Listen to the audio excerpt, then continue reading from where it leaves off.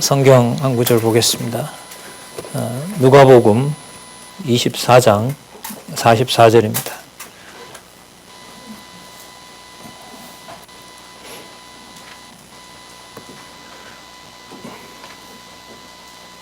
제가 읽겠습니다.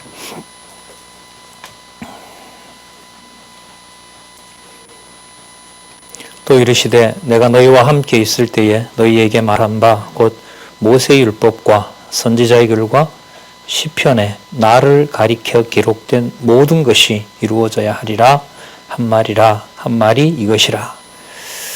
여기 보시면은 예수님께서 부활 승천하시기 전에 하신 말씀입니다. 누가복음 24장은 마지막 장이라는 거 여러분 잘 알고 계시고요. 예수님 사역의 마지막이 무엇인지를 잘 보여주고 있습니다. 여기 보시면 모세의 율법과 선지자의 글과 시편의 글. 여기 지금 유대인들이 보고 있는 이 성경 순서가 이렇게 되어 있죠. 모세 오경, 그 다음에 선지자의 글, 그 다음에 시편 이렇게 되어 있습니다. 이걸 예수께서 오셔서 신약 성경을 기록하게 해주시면서 지금부터 500여 년 전에 500여 년 전? 한 1600년 전에요. 신약 성경 27권이 그러니까 4세기니까 400년경이니까요. 지금 2000년이니까 그러니까 한 1600년경에 27권 순서가 정해지고 그로부터 한 1100년이 흐른 지금부터 500년 전에 구약 성경 순서가 잡히고 신약 성경 순서가 붙으면서 여러분들과 제가 보고 있는 하나님의 말씀 성경이라고 하는 그야말로 문서가 이렇게 저희들 눈앞에 있습니다. 물론 이제 그 문서의 원저자는 하나님으로 저희들은 고백하고 또한 믿어지는 바대로 저희들은 살아가고 있습니다. 이번 시간부터는 아니면 이번 시간에도 좀 이제 서론이 될 수 있는데요. 앞서서 기독교 신앙 입문과 성경적 기독교로 우리 신입 그리고 차세대 그야말로 성경을 부모로부터 배워서 또 시작하는 다음 세대에게 정말로 의미분석 성경 개론이 얼마나 중요한 책인지, 왜 이것이 이 시대의 교회의 대안이고 여러분이 이제까지 공부했던 세상의 지식과는 비교할 수 없는, 진짜 이것은 하나님께서 살아 계셔야만 내가 믿을 수 있는 바로 그 책인가를 몇 가지 개념으로 말씀을 드렸습니다. 중요한 개념이라고 저는 생각을 하고요. 그러니까 이제 책까지 이렇게 원로가 집필을 하신 거라고 믿습니다. 성경을 확인하면 확인할수록 그 서론이 중요하다고 생각해서 9가지 개념 그동안 설명했던 것을 묶어 보겠습니다. 묶으면서 오늘은 이 개론의 목차에 가서 좀 이 문제를 연결을 시켜서 살펴보도록 그렇게 하도록 하겠습니다. 우리는 이제 기독교인 거죠. 다른 종교와 비교를 하는 개념이기도 하지만 기독교는 여러분 그 크라이스트가 들어있는 개념이죠. 크리스체너티 이러니까요. 예수님의 이름에다가 그야말로 그 명사형 의미를 붙여놓은 겁니다. 영어로 보통 얘기를 하죠. 라틴어로는 크리스텐툼 뭐 이렇게도 얘기를 하고 있으니까요. 어쨌든 그리스도라는 개념이 들어가 있습니다. 그리스도. 그 그리스도 개념은 구약에서 말하면 여호와 개념하고 또 뗄래야 뗄 수가 없는 개념인 거죠. 그래서 기독교 이렇게 했을 때는 바로 그리스도가 들어가 있고요. 그 그리스도를 구약에서 언약하고 신약에서 성취한 내용, 그 성취 내용은 지금도 되고 있고 예수님 재림하실 때까지 그리고 마지막 심판 때까지 약속을 하고 있습니다. 그러면 그 내용의 출발과 마지막이 어떻게 되는 거냐, 어떻게 그 상황을 이해해야 되느냐라고 하는 것을 창세기부터 말라기까지 기록을 해놨거든요. 그런데 이제까지 500년 전에 그냥 하나님의 말씀이다라는 것만 선포가 되고요.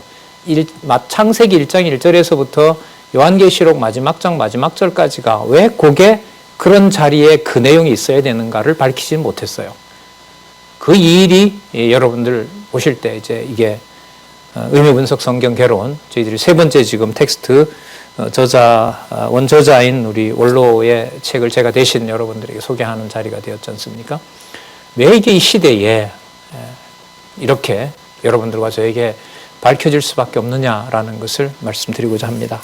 잠시 조금 전에 쉬는 시간이 있어서 올라가서 이제 인터넷을 봤는데 11시 18분이니까요. 11시 18분이니까 이 원로 강의가 진행될 때 전 이제 교재도 가져오고 준비하러 갔는데 이런 기사가 떴어요. 뭐라고 떴냐면 한겨레 21에서 나온 거예요. 그 기자가 지금부터 한 20년 전에 논쟁이 됐던 이걸 이제 기독교인들 보라고 아마 이렇게 던져놓은 겁니다. 뭐냐면 구약 성경은 정리를 하면 그래요. 요시야 왕이, 여러분 요시야 왕 아시죠? 들어보셨죠? 그 히스기야 왕의 그 후손이고요. 마지막 그 남쪽 유다가 멸망할 때 있었던 왕이에요. 개혁 정치로도 유명하고 그 애굽에 이제 의존하려고 했지만 애굽으로부터 독립하려는 마음도 있었고 그래서 애굽하고 전쟁도 하려고 하다가 이제 죽은 왕이 있거든요. 그러니까 유다가 망해갈 때죠. 지금부터 2600년 전, 예수님 오시기 600년 전, 그때 구약 성경을 조작했다는 겁니다. 이제까지는 여러분 구약 성경이 하나님 말씀이다라는 걸 이렇게 반박하지는 않았어요.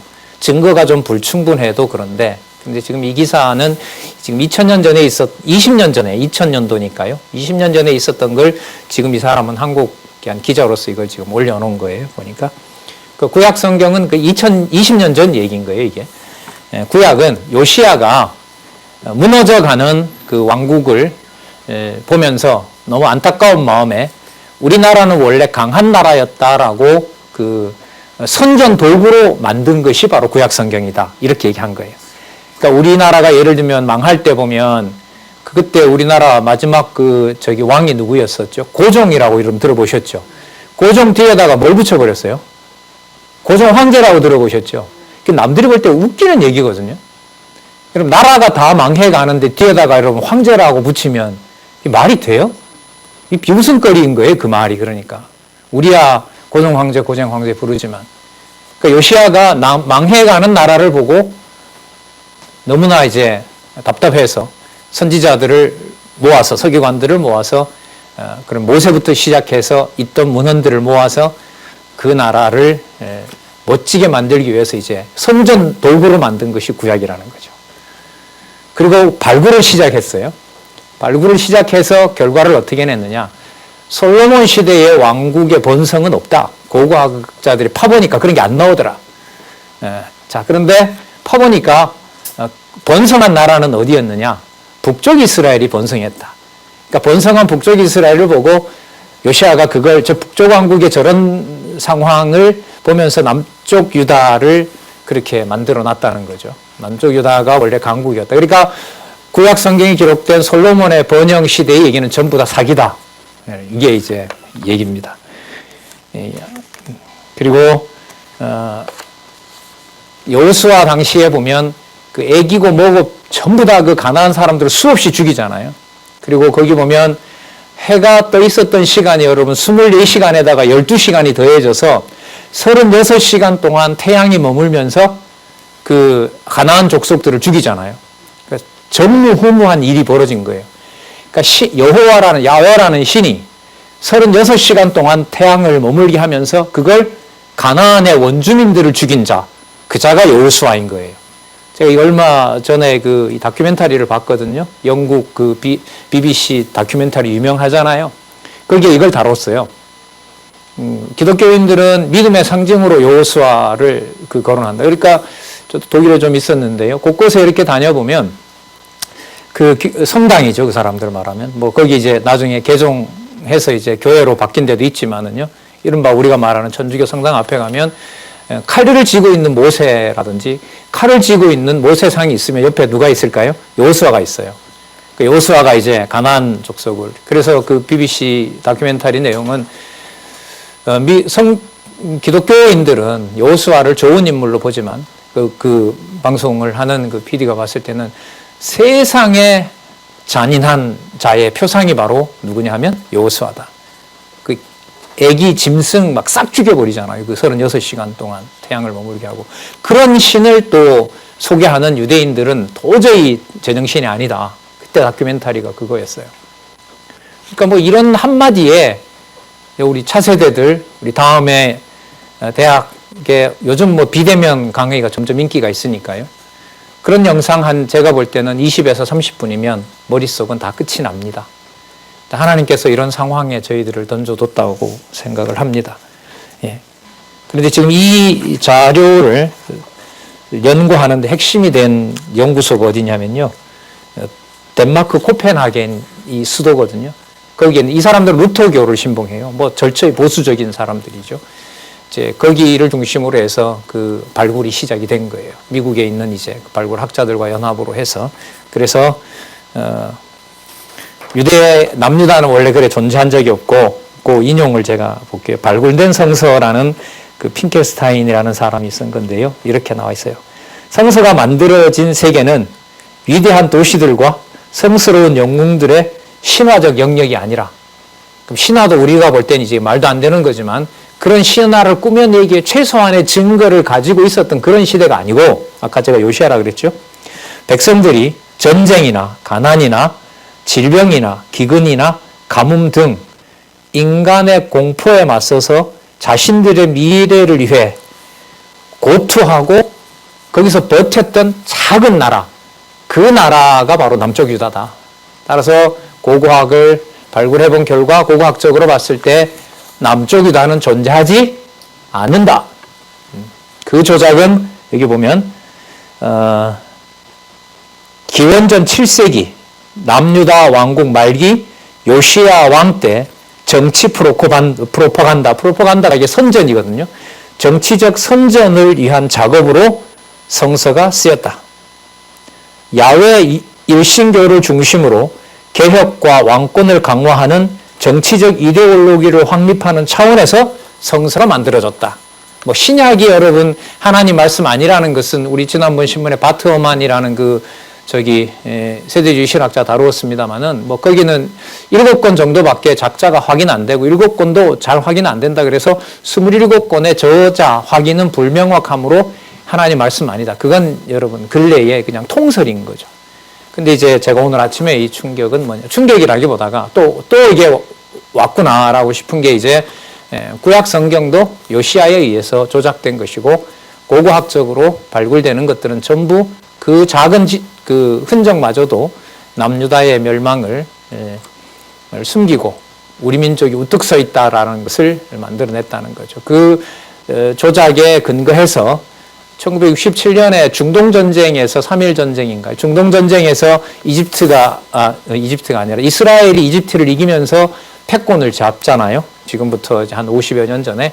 그때 잡으면서 고고학적 발굴들을 전부 끌어모으면서 세계 최고의 민족이 유대인이다라고 날조한 것이 현재 우리가 보고 있는 구약성경이다. 여러분과 손자, 손녀들이 500~600만 원, 요즘 더 비싸죠? 한 700~800, 1000만 원 육박하잖아요, 요즘. 그 등록금이. 이걸 듣고 또 기독교 계열의 학도가 참 많더라고요. 여기 서울에 와서 보니까 서울 경기 지역에 웬만한 재단들이 일제시대나 그 무렵에 이제 선교사들의 후원으로 세워진 대학들이 많기 때문에요. 기독교 재단이 참 많아요. 그럼 기독교 교수들이 많이 있겠죠. 거기 들어가서 이제 기독교 개론은 이제 필수로 들어야 된단 말이에요. 이 얘기를 한 20~30분 들으면 어떤 일이 생길까요? 반박 못하면 끝나는 거죠. 반박 못하면 상당히 괴로운 마음에 부모한테 속았구나. 그러면 그렇지. 뭐 거기다가 여러분 지난번에 원로가 여러분 비판적으로 소개했던 진화론까지 가세하면 고고학적 증거가 이제 여러분 과학의 도구에 의해서 기반을 두고 진행되는 거잖아요.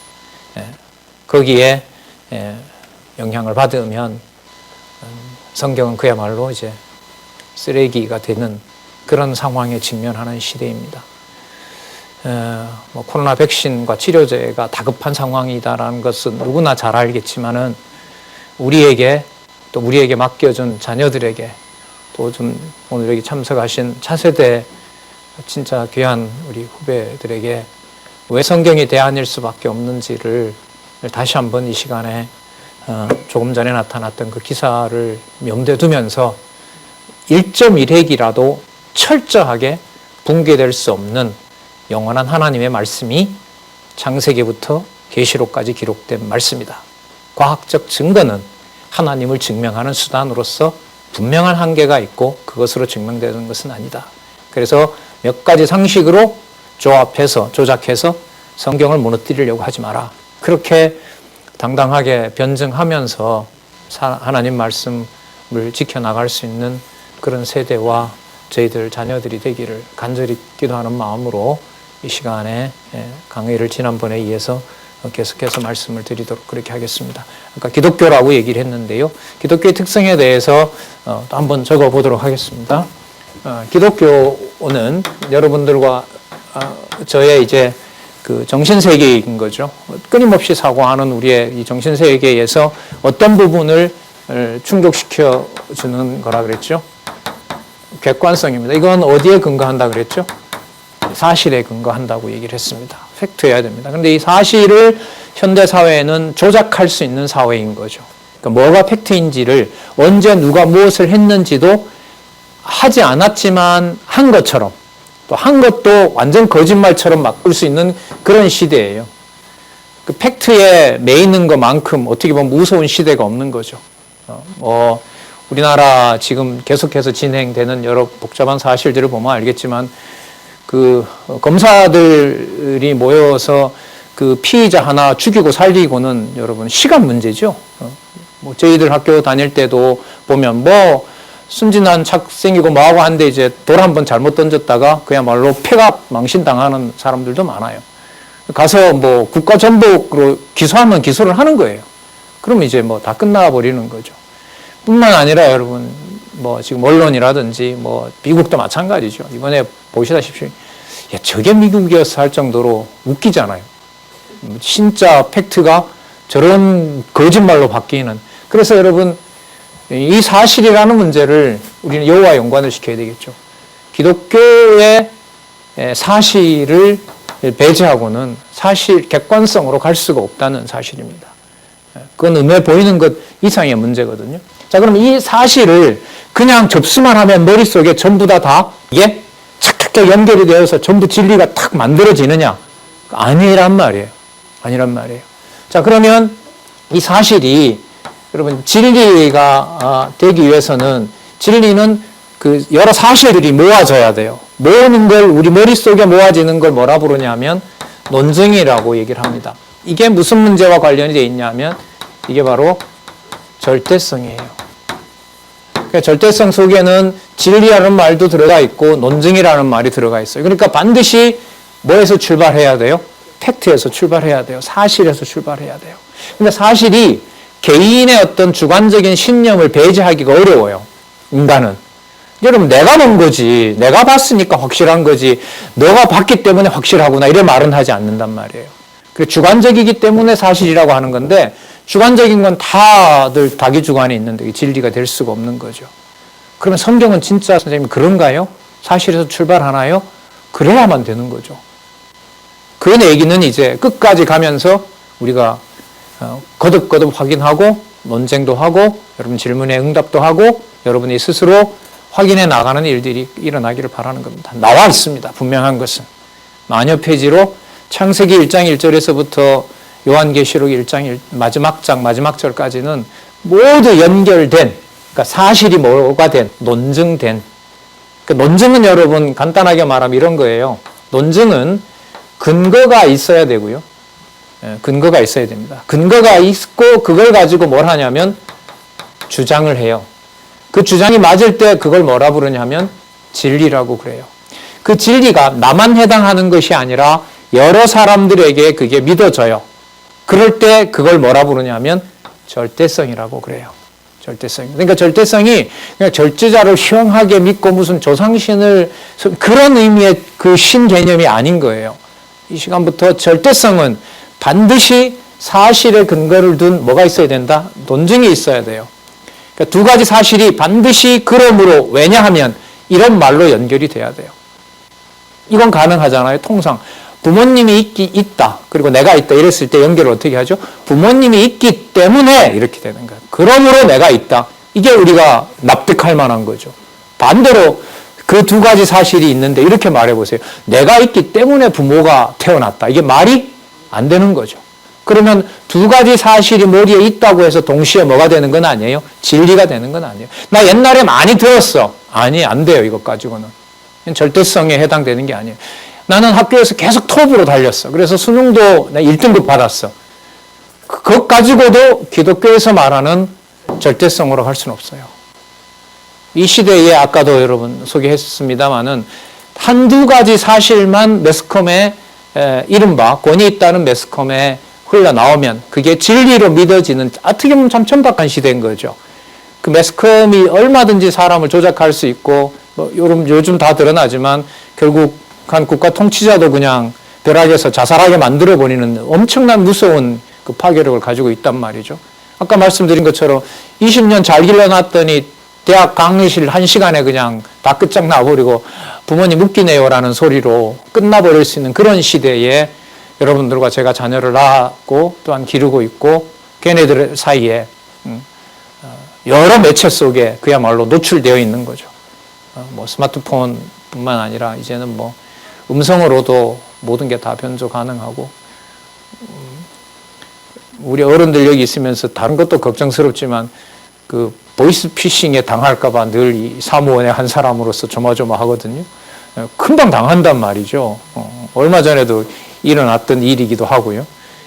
고향에 이제 부모님들이 전화나 이런 것 때문에 얼마나 많이. 그러니까 마치 뭐처럼 들리니까.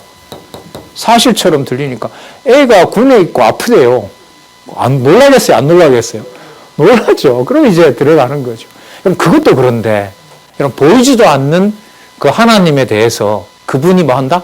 존재한다고 듣고 있다가 그거 전부 거짓말이다. 객관적으로 땅을 파보니 이런 게 없더라라고 나오는데 그걸 어떻게 변명하냔 말이에요. 변명할 수가 없는 거예요. 절박한 시대에 있습니다. 어느 시대보다가.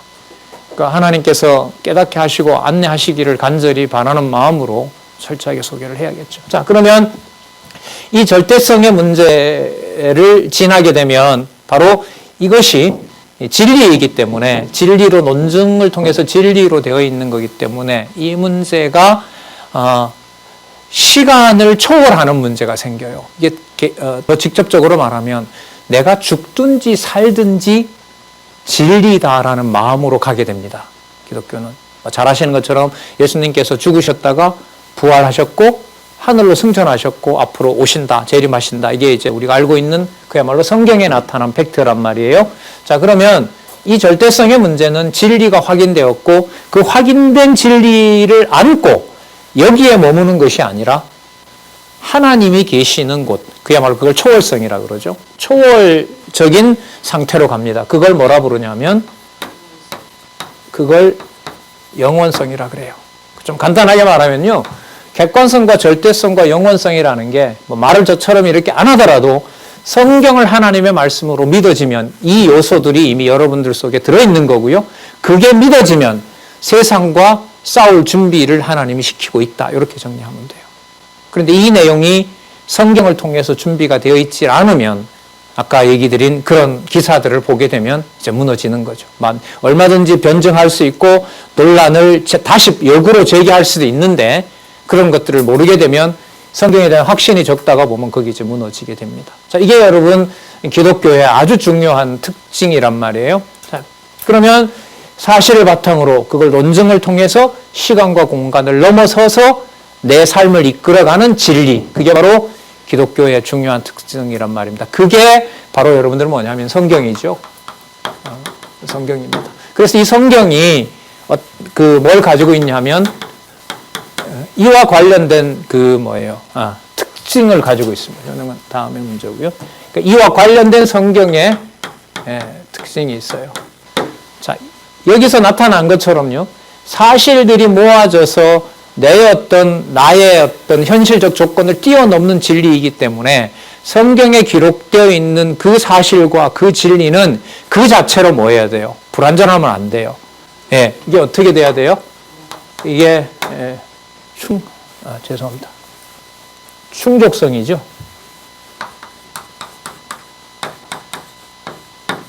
완전성이죠. 죄송합니다. 제가 자꾸 까먹네요.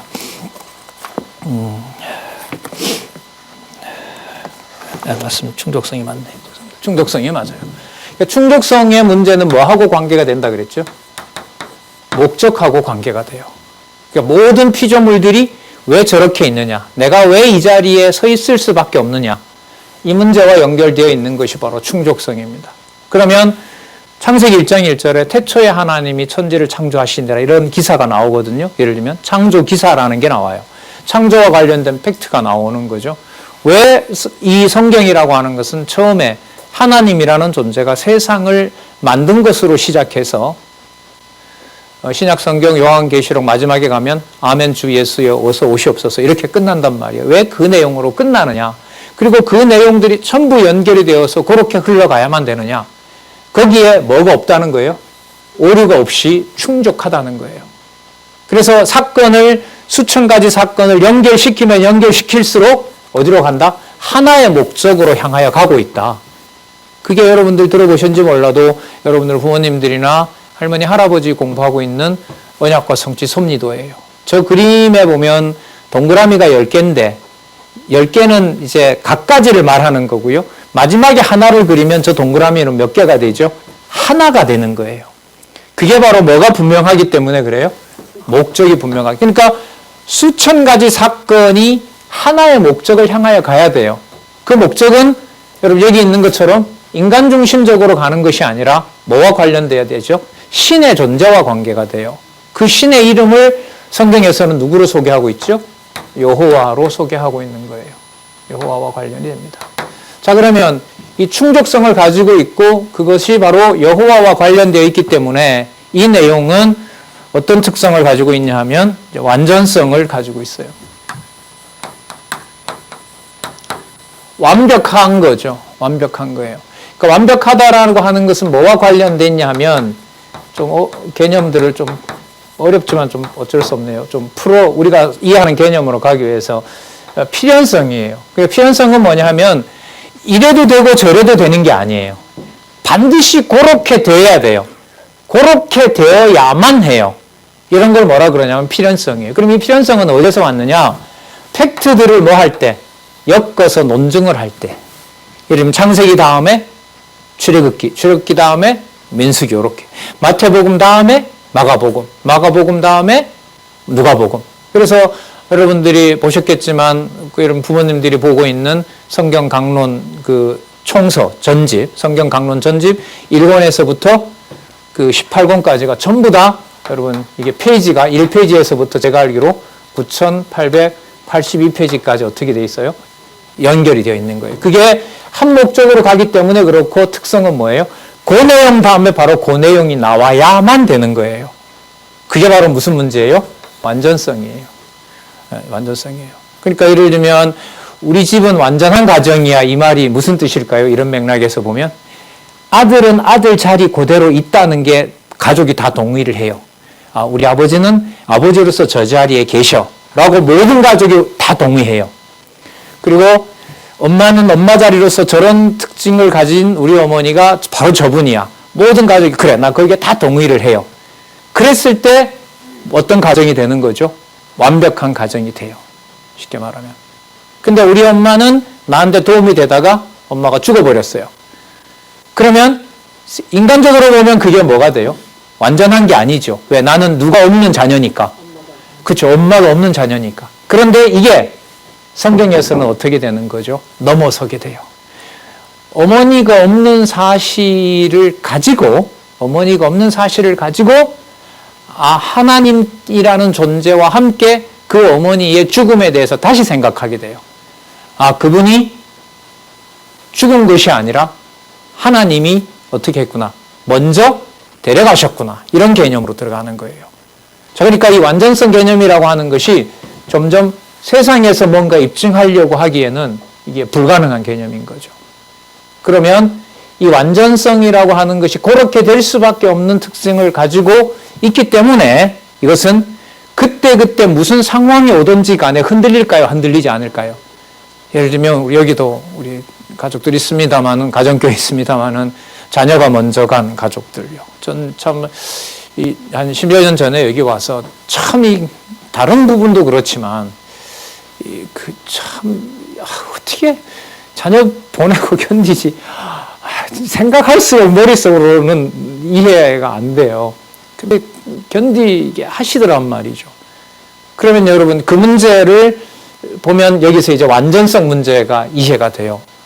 완전히 저렇게 모든 상황이 붕괴된 상황인데 그 상황에 변동 없이 신이라는 존재를 믿어가는데 흔들림이 없는 거예요. 그래서 완전성 다음에 뭐가 오는 거예요?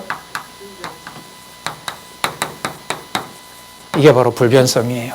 불변성이에요. 그럼 이 불변성을 바탕으로 그래서 성경은 창세기부터 계시록까지 읽게 되고요. 그걸 공부하게 되면 처음에 그 말씀으로부터 세상으로부터 초월한 심성이 생겨요.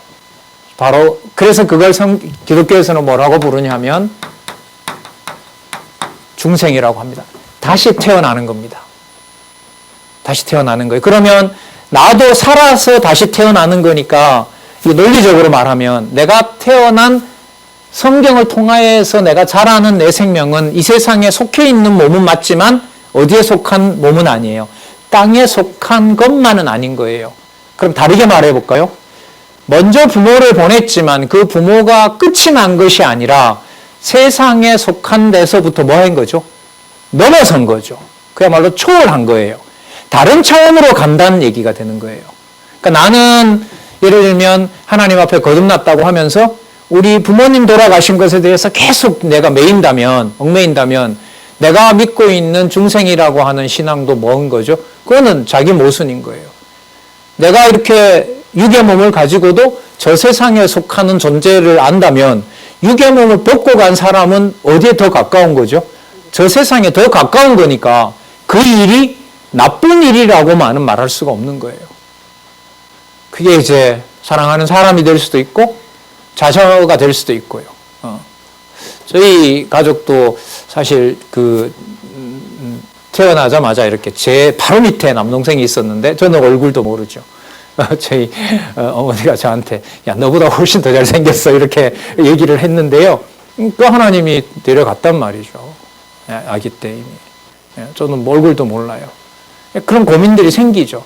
해명할 수도 없고 어떻게 보면 이제 그런 고민들을 나름대로 하면서 그럼 성경은 뭐라고 얘기를 하지? 그런 모든 내용들을 여러분 여기서 이렇게 정리가 되어가는 겁니다. 그러면 중생은 그야말로 다시 태어나는 거예요. 어디에 속한?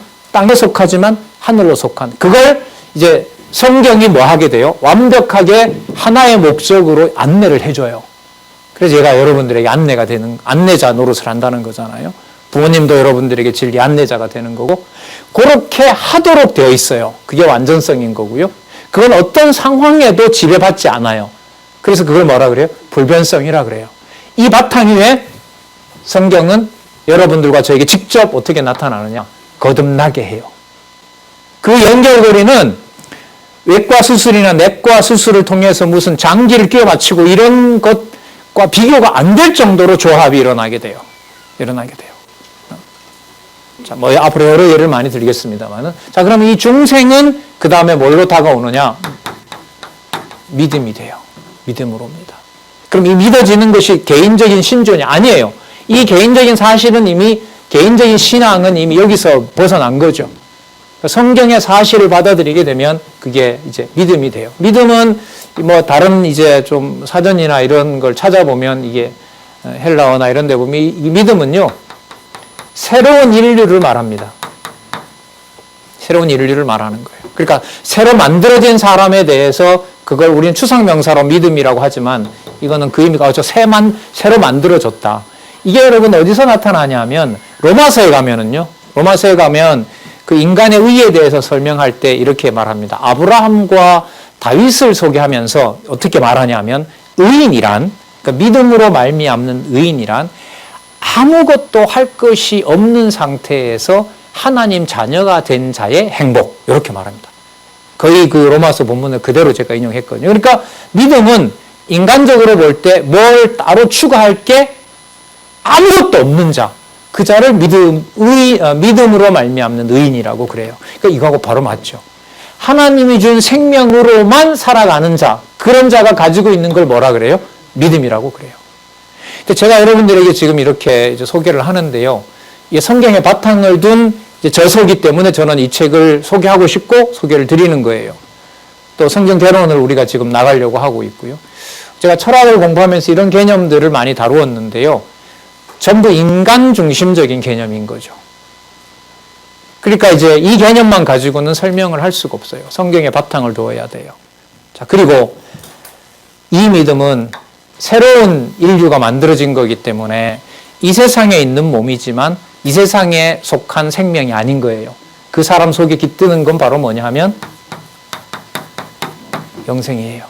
이게 여러분 기독교 신앙 입문에 나타나 있는 9가지의 연결성인 거예요. 내용이 많다 보니까 저같이 이렇게 강의를 하려면 좀 외우기도 해야 되고 반복도 하고 해야 돼요. 하지만 그걸 떠나서 이런 단계로 되어 있어요. 그러면 이 9가지가 여러분들이 경험하는 바로 텍스트가 바로 뭐겠어요? 그게 바로 성경인 거예요. 성경이에요. 자, 그러면 이걸 보면서 한번 설명을 드려볼게요. 이게 어떤 단계로 진행이 되는지 15페이지 의미분석 성경 개론을 한번 보시면은요. 15페이지에 보면 자, 여러분 이 성경이 이렇게 구성이 되어 있거든요.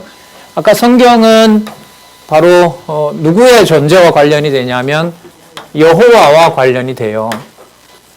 여호와와 관련이 되는데 성경의 여러분 구성은 어떻게 되어 있냐면 두 부분으로 되어 있는데 이걸 통상 이제 이 의미분석 성경 개론 원로가 붙여놓은 이제 타이틀은 뭐냐면 권이에요. 자, 1권과 2권으로 되어 있어요. 2권으로 되어 있어요. 1권을 우리가 통상 뭐라 부르냐면 구약이라고 하고요. 이걸 신약이라고 해요. 요거 여러분 뭐냐면 이게 바로 팩트예요. 누구와 관련해서요? 여호와 관련해서. 선생님 이거 사실 아니잖아요. 어떻게 검증해요? 아까 선생님 얘기했던 것처럼 벌써 20년 전에 유럽에서는 그 고고학을 통해서 남쪽이다라는 것 없어진 왕국, 원래 그런 거 없고 요시아가 조작했다고 하는 선생님 무슨 말씀을 하시는 거예요? 그건 그 고고학자의 시각으로 봤을 때 그런 거예요. 그러나 성경은 여호와와 관련된 거라면 구약과 신약이 바로 그게 뭐가 돼요? 사실인 거예요. 자, 여러분 사실은 그런데 무슨 단계를 지난다 그랬죠? 논증 단계를 지나요. 그럼 논증 단계를 지난다는 말은 이 두 가지 사실이 어떻게 돼요? 연결이 돼야 돼요. 진리가 되는 진리로 연결을 시키는 방법은 왜냐하면 그리고예요. 통상. 그러면 이렇게 되겠죠? 1권이므로 이렇게 되겠죠. 1권이기 때문에 이렇게 되겠죠. 1권이기 때문에 2권이다.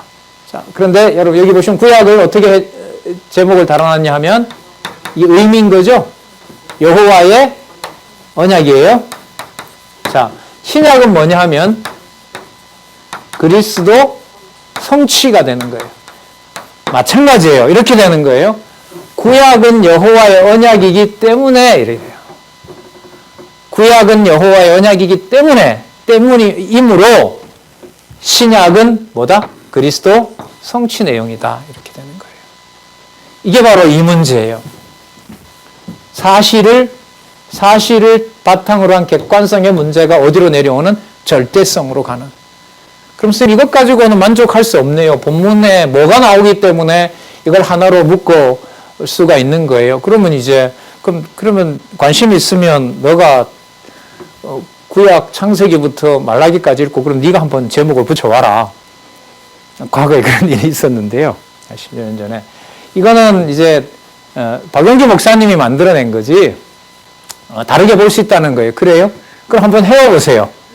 그리고 그걸 증명하면 제가 믿을게요. 라고 했는데 이제 해오긴 해왔는데 누가복음 한 장만 해왔어요. 벌써 나랑 약속을 어긴 거죠. 그래서 그럼 누가복음을 이제 해왔는데 나름 뭐 이렇게 요약하고 했어요. 그래서 제가 또 질문했죠. 이게 요약이 제대로 된 거 아니라고.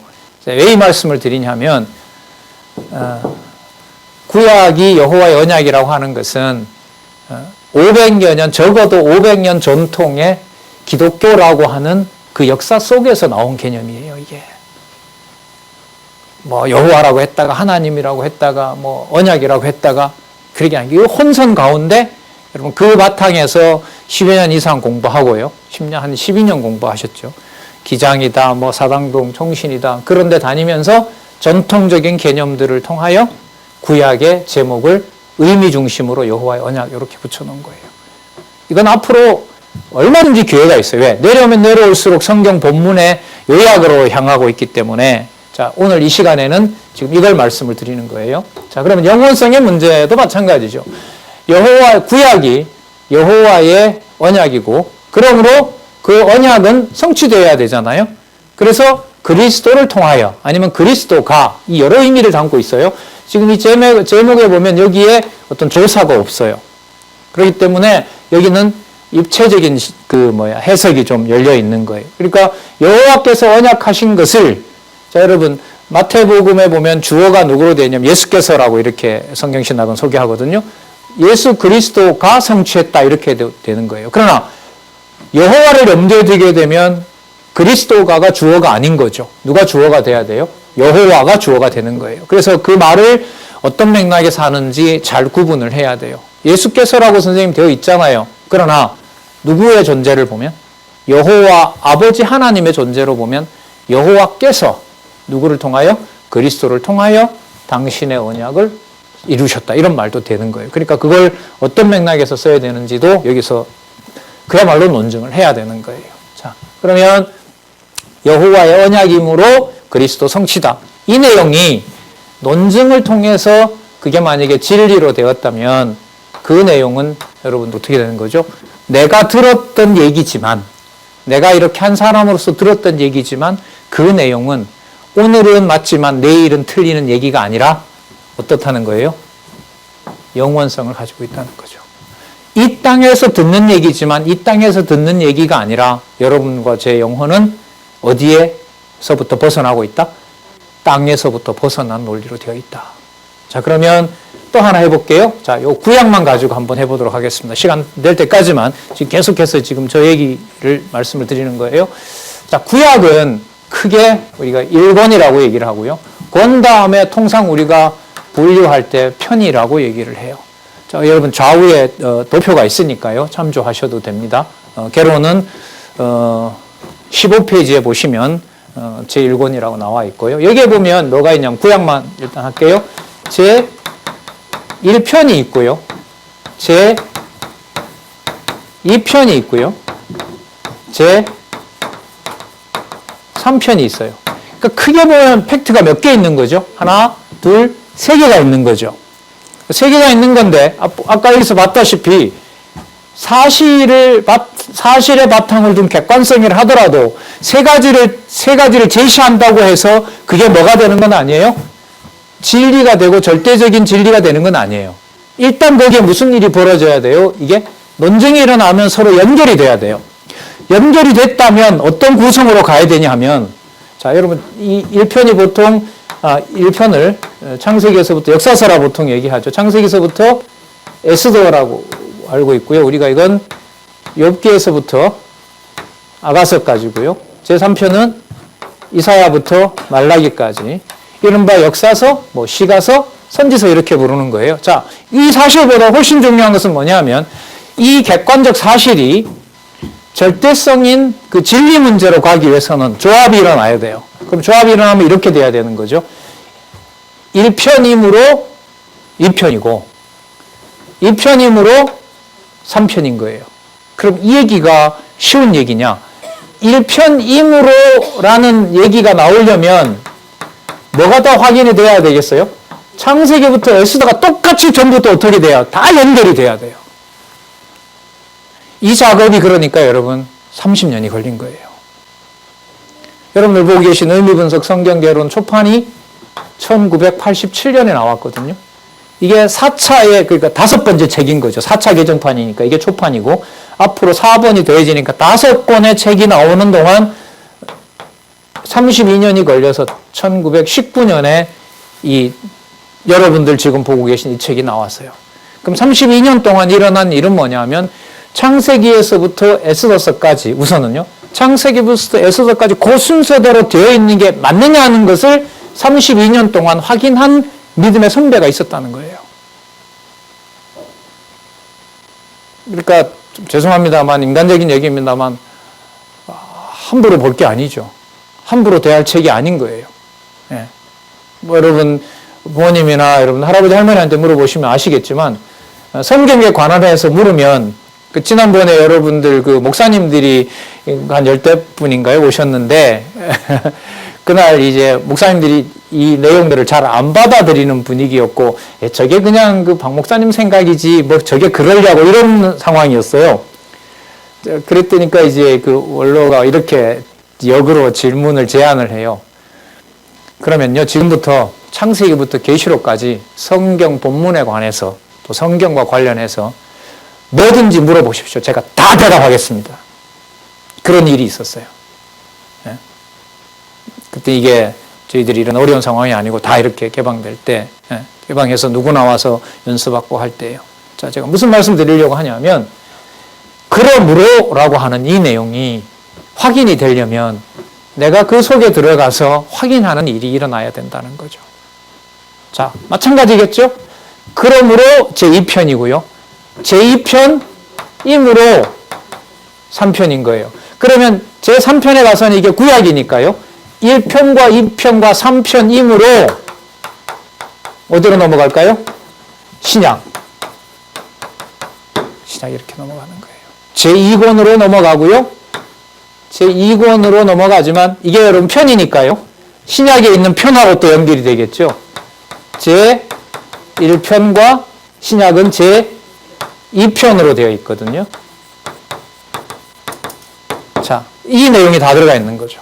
사실 바탕으로 해서 거기에 뭐가 일어나요? 반드시 연결이 일어나요. 그래서 제가 지난번에 그래 우스운 소리지만 좀 중요한 얘기를 하나 해드렸잖아요.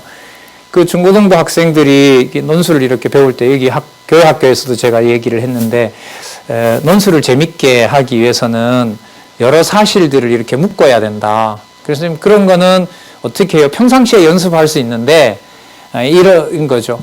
게임이 한 종류냐 여러 종류냐? 여러 종류예요, 선생님. 그러면 오늘은 뭐 축구 관련된 게임을 하고 그 다음 날은 전쟁과 관련된 게임을 하지. 예, 그렇죠. 그리고 여러 가지 하죠. 그러면 세 가지를 하고 그 각각의 게임에서 재밌는 부분을 모아서 한번 묶어봐라. 내가 왜 이 게임을 좋아하지? 그 다음에 나는 왜 전쟁 게임을 좋아하지? 이렇게 나는 왜 파괴적인 걸 좋아하지? 나는 왜 이렇게 스포츠 관련된 걸 좋아하지? 그럼 그게 세 가지가 따로따로 놀면 뭐가 될 수는 없어요. 절대성 훈련이 안 되는 거예요. 뭐가 안 되니까? 논증이 안 되는 거니까. 그런데 그 세 가지가 어떻게 되면? 묶이게 되면, 여러분 묶이려면 그 속에 뭐가 나와야 되냐면 서로가 서로를 이어주는 뭐가 나와야 돼요. 공통점이 나와야 되거든요. 자, 그러면 여러분 여기서도 마찬가지죠. 제1권이므로 어떻게 될까요? 제2권. 그러므로 여기서 또 아까 원래 시작했던 여기로 가는 거죠. 여호와의 언약이므로 그리스도 성취이다. 나온 김에요. 그리스도 성취가 왜 그럼 그리스도 성취냐? 마찬가지죠. 1편이므로 2편이기 때문에 이렇게 돌아가는 거예요. 그럼 여기서 여러분들 머리 좋으니까 이미 다 감지를 했겠죠. 아, 성경은 어느 한 부분을 안다는 건 말이 안 되는 거구나. 한 부분을 알면 앞뒤로 모든 것이 전부 뭐 되어 있구나. 연결되어 있구나. 그래서 이 원로가 자주 강하게 얘기했던 성경은 알면 다 알고 모르면 다 모른다라는 말씀을 그래서 하셨구나. 그래서 오늘은 다음 시간에는 여기 이어서 제가 오늘 편까지 했으니까요. 여기 가면 이제 또 뭐가 있어요? 장이 있어요. 장, 절 이런 순서로 진행이 돼요. 이런 식으로. 그리고 여기 본문 이렇게 나오거든요. 본문에 가면 여러분 뭐가 있어요? 각도 낱말들이 있어요. 아까 말씀드린 대로 낱말 하나에서부터 태초에라는 낱말에서부터 아멘 주 예수여 어서 오시옵소서요라는 마지막 낱말까지 그 낱말들이 논증이라는 것을 통해서 서로 연결되어 있다는 걸 확증하고요. 자, 그럼 그 과정 속에서 이미 뭐가 드러날까요? 아, 그 목적이 누구를 향하여? 여호와로 향하여 갈 때에만 이 성경이 연결되는구나. 다른 것을 집어넣게 되면 불순물이 들어가서 뭐가 되는 것처럼 떨어지는 것처럼 여호와라는 존재로 가야만 그게 붙는 거구나.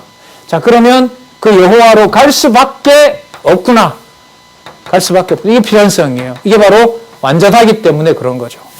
그리고 그것은 반드시 시간과 공간에 구애받지 않고 내 상황이 좋으니까 진리가 되고 내 상황이 나쁘니까 진리가 안 되고 그런 것이 아니라 불변의 말씀인 거구나. 그 말씀을 받은 내가 나에게 그 말씀을 주셨기 때문에 내가 여호와의 자녀로서 이 지상의 부모로부터 태어난 몸이 다시 하나님의 자녀로 다시 태어났고 그 다시 태어난 내가 하나님이 보실 때 새로운 자녀가 되었고 새로운 인류가 되었고 몸은 여기에 있지만 무슨 생명을 가지고 있다? 예, 지상에 속한 생명으로 끝나는 것이 아니라 영원한 생명을 가지고 살아간다. 그래서 그 성경에 있는 진리 내용을 빼고 나는 왜 이렇게 10년, 20년 다녔는데 나는 이 모양인가? 분명해요. 성경 공부하지 않아서 확인이 안 되는 거예요. 확인을 해줄 수 있는 다른 방법은 없어요. 그게 여러분 지금 이제 하나님께서 보여주고 계신 여러 상황들이 바로 하나님이 살아계신 증거이기도 하고요. 그래서 이제 좀 욕심인지 바람인지는 모르겠습니다만은 여러 선배들이 이 진리의 말씀으로 조화하는 일에 여러분들과 같이 기뻐하고 또 같이 즐거워하고 배워나가는 기쁨이 참 컸으면 좋겠다. 그런 마음으로 말씀드렸고요. 다음 시간에는 지금 소개했던 이 개념들이 성경의 구체적인 사실을 통해서 어떻게 드러나는지를 계속해서 본문 내용으로 좁혀 들어가면서 여러분 가지고 계신 성경 개론을 자료로 해서 여러분들에게 안내를 드리도록 그렇게 하겠습니다. 다음에 오실 때 많은 부분은 아니고요. 15페이지서부터 19페이지까지 보면 목차가 나옵니다. 몇 페이지 안 되죠? 5페이지입니다. 5페이지 목차를 눈에다가 좀 많이 익혀오시기 바랍니다. 그래서 요 중요한 내용들을 이해해 가는데 안내가 되도록 그렇게 시간을 갖고자 합니다. 기도하겠습니다. 하나님 아버지, 간절한 소원이 있습니다. 진리와 함께 모든 세대가 즐거워하고 기뻐하며 하나님 살아계신 증거가 이 땅에 꽉 차 있다는 것을 확인할 수 있도록 성령 하나님께서 무한한 은총으로 인도해 주시기를 간절히 소원합니다. 곳곳에서 성경을 하나님의 말씀으로 말씀이 아니라는 것을 부정하고자 사단의 전쟁과 사단의 도전이 만만치 않습니다. 하나님 꼭 지켜주시옵소서. 중요한 진리투쟁의 수단을 주신 것으로 확신합니다. 더 진리 사랑할 수 있도록 인도해 주시옵소서. 예수님의 이름으로 기도드렸습니다. 아멘.